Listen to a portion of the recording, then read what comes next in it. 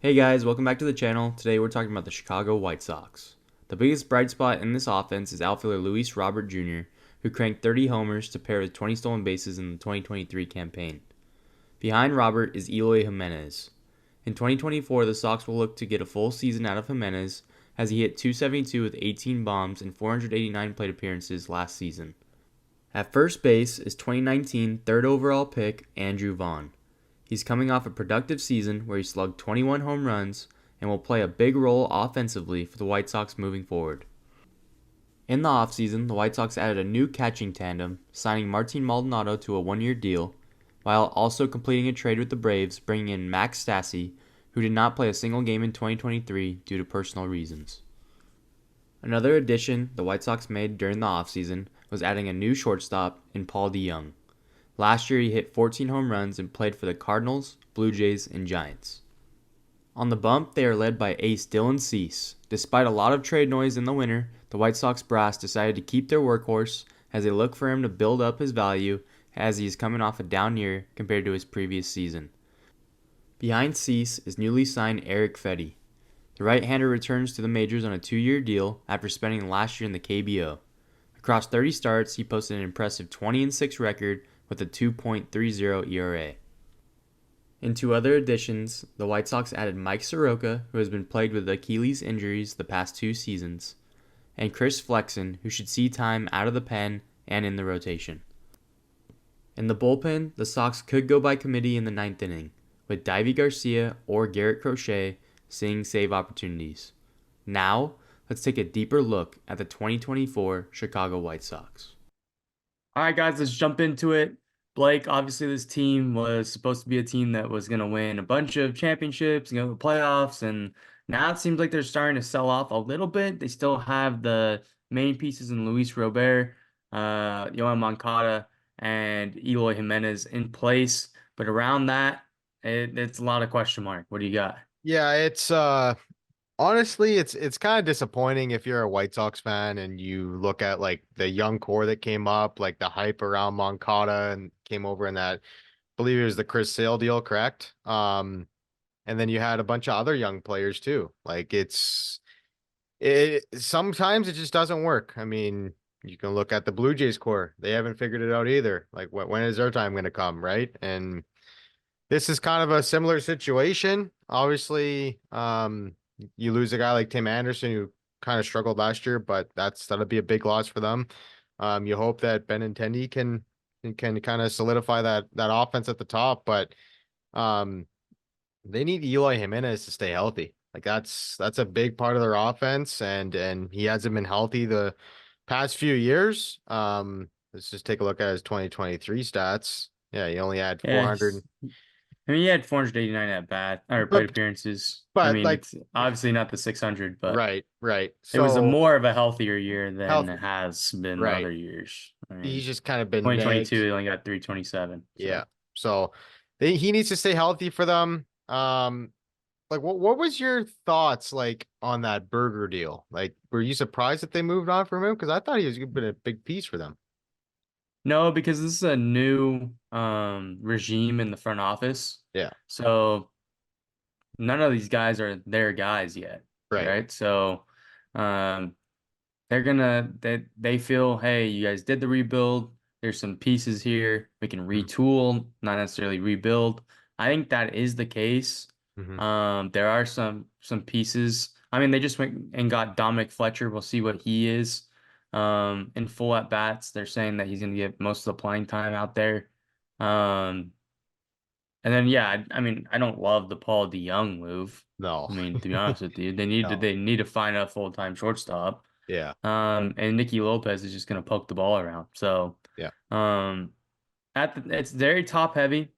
I liked Andrew Vaughn. Andrew Vaughn had a really good year last year. Yeah. Um, 21 bombs, 258, that plays. Mm-hmm. Um, but as far as, the catching spot, they just got rid of Yasmani Grandal, who already wasn't really catching as much as he was, Yep. with his age.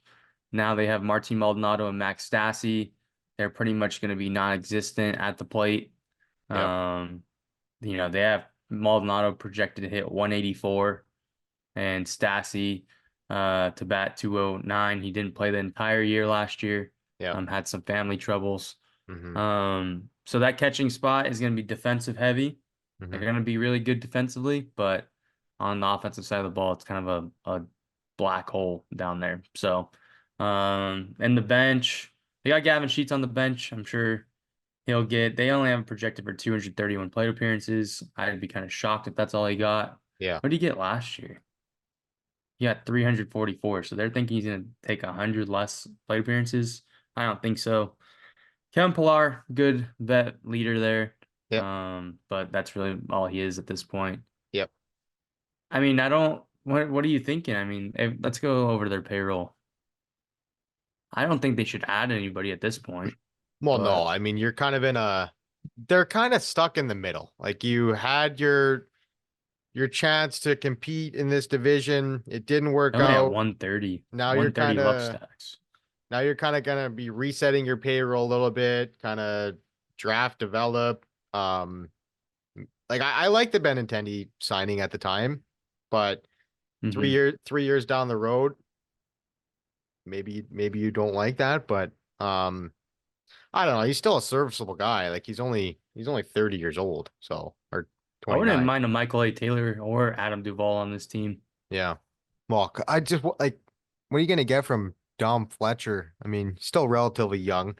Um, but yeah, I 26. think I mean, a he's more getting up there already. a more proven guy would be better in that outfield for Yeah. sure. Yeah. Only 100. He batted 301, but 100 plate appearances last year. So Yeah. you're expecting him to 420.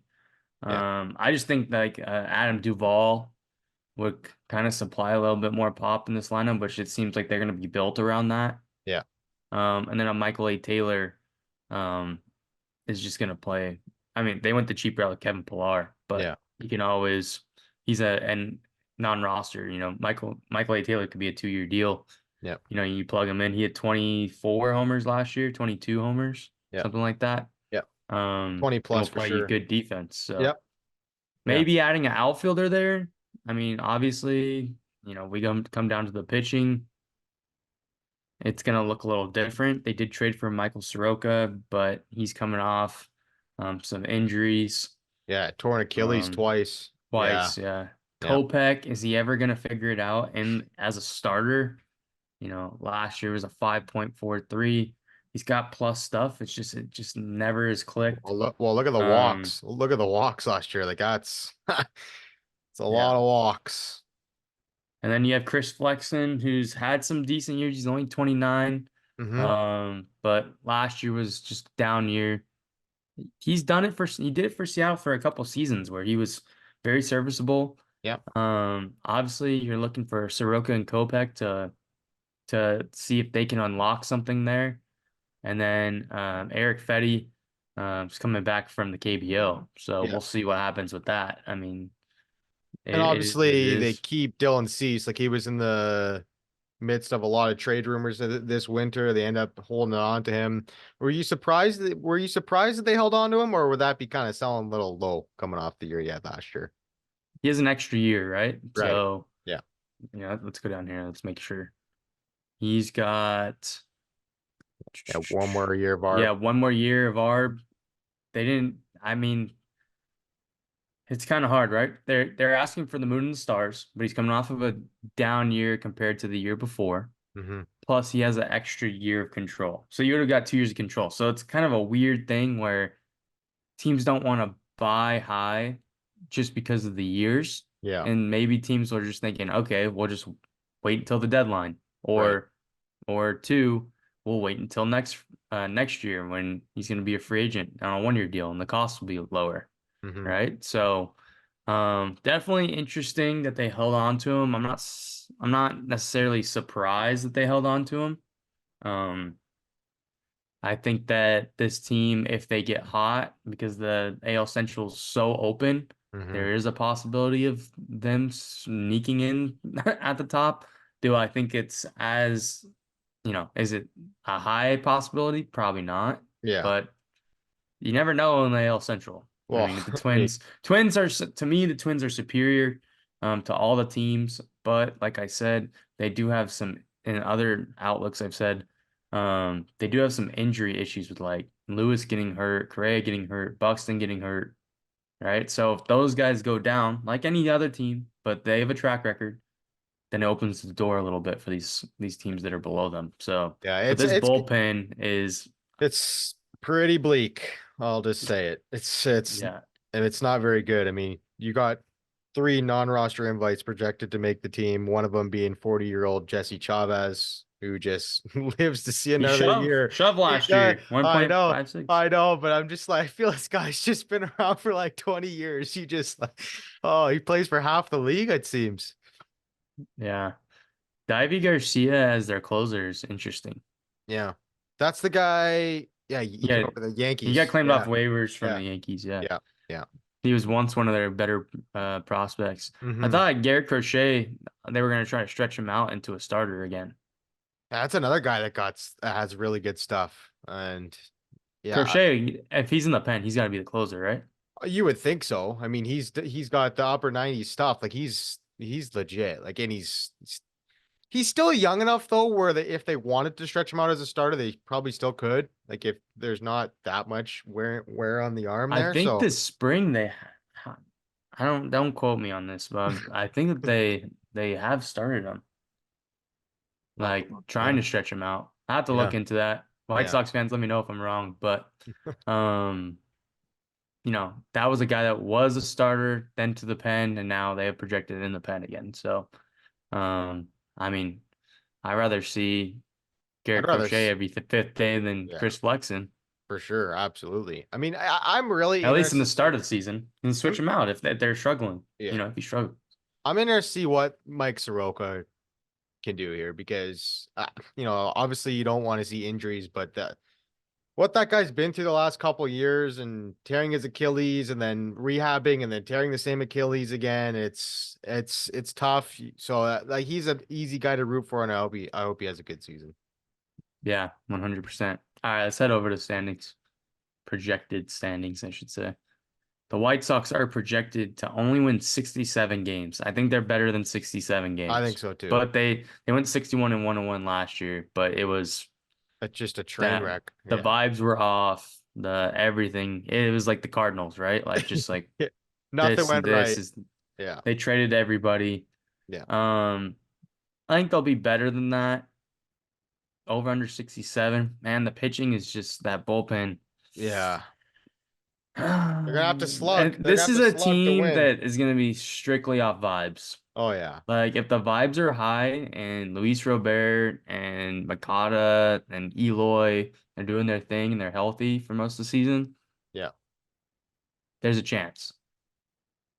I think this is like an underdog team. Like I don't hate them, but I don't love them as much as I think the Royals is another underdog team. I like their pitching though. Yep. Yeah. Tigers we did. It's just none of It's these it. teams can compare to the Twins. But it's just the injury bug. Is the injury bug gonna hit the Twins and then one of these teams are gonna make the playoffs? I don't know. Yeah. It'll be. This division is such a. It's such a toss up. It's I just don't know what to make out of this division. I mean, from the Tigers, Royals, and White Sox, you could argue that the Royals would be the best out of the three, but then I could also see the Tigers winning more games than the Royals. Like I don't know, it's a weird division. I think there's an argument to be made that the White Sox lineup might be better than the other four teams lineup or three teams lineup. Not the Twins, but Like, Guards, Tigers, Royals. yeah, You there's probably a stack up case, the White Sox lineup against those guys. but I'd also take Pitching the wise, the Guardians, Guardians got it. Royals, Yeah. Guardians, Royals pitching over the White Sox. So Take especially Detroit's pitching also. yeah, and especially the bullpens. Like all four of those bullpens are better than the White Sox. So. Yeah. I don't know. Obviously, if I had to guess, if I was a White Sox fan, then I wouldn't be going into this season with high hopes, and just vibes. Hey, I'm an Angels fan. I'm doing the same thing over here. So, just vibe, see what happens. Um, and they could be better than 67 wins, but Yeah. I don't think that they're an 80 win team either. So, Yeah. all right, got anything to add? Nope, that should be it. All right, guys. Thank you guys for listening. Like and subscribe, and we'll see you on the next one. Later.